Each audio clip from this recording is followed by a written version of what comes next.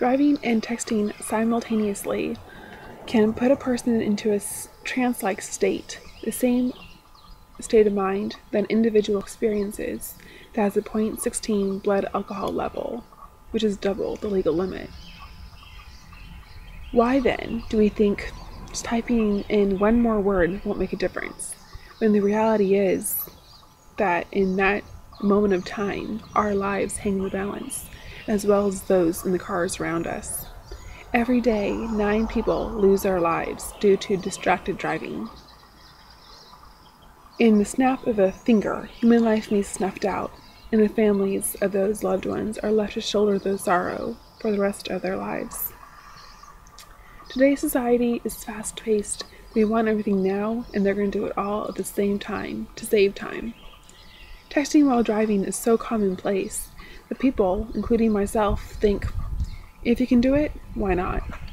That was before I had watched the videos and delved a little deeper into the subject, and now I know how important it is not to text while driving. Texting not only distracts your eyes and fingers, but also your mind, as you're consumed with composing or reading a message and not thinking about the road in front of you. According to the Virginia Tech Institute, text messaging creates a crash risk 23 times worse than driving while not distracted. Chandler Gerber, a texter who collided with an Amish buggy in Indiana, retells his story in the minutes leading up to the crash. As I was driving, I was texting back and forth with my wife. I was texting, and I think I was reading a text from my wife at the time of the accident, because I remember driving, and like my head just snapped up when I saw the windshield. Glass broke, and there's screeching, and it happened in about a second. In that second, 3 children lost their life. What was Gerber's last text to his wife? 3 words: I love you. Another texter, Reggie Shaw, was texting one early morning and crossed the center divider line, sideswiping a vehicle coming the opposite direction. The force of the sideswipe spun that car around and put it right in the path of the truck driving behind Reggie, who T-boned it, killing both men in the car instantly. Ironically, the truck that plowed into the car was driven by an older gentleman who did not even like texting and saw no reason for the use of texting. Here's what Reggie remembers from that fatal day. While I was driving, I decided that texting and driving was more important to me than those 2 men were to their families, and when I was so selfish, that decision was not up to me. Let's discuss how we can prevent these devastating collisions from happening. Drivers who text are literally gambling with death of either themselves or a stranger. Just wait until you're safely parked, or better yet, have your passenger text for you while you're driving.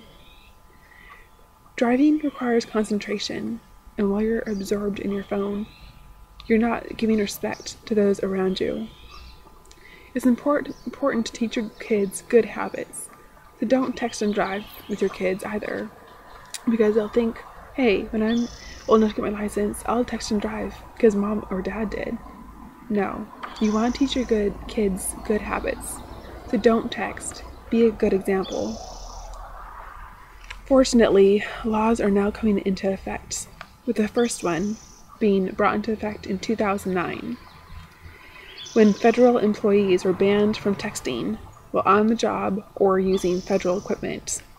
In the following 2 years, the Federal Railroad Administration, Federal Motor Carrier Federal Administration, and the Pipeline and Hazardous Material Safety Administration followed suit, putting up bans for workers working in their capacities.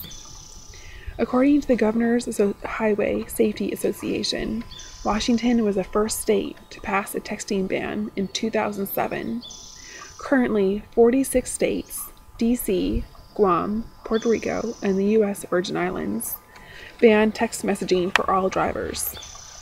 Only 5 of those states do not have primary enforcement, which means if they don't have primary enforcement, a police car cannot pull you over for only texting. But if you're in violation of another thing in your texting, you'll also be fined for that.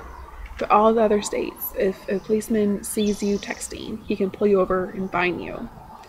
Now in Alaska, you are fined $10,000 with the option of prison time, if applicable. In California, it's a measly $20. And here in Washington, it's $124 for the first offense. Now let's reevaluate the main points. Texting while driving is simply unnecessary and deadly, wreaking havoc in families of those affected, either passing away or being forever mentally altered and not being the person that they were before the accident. The solution is to stop texting while driving. It's that simple.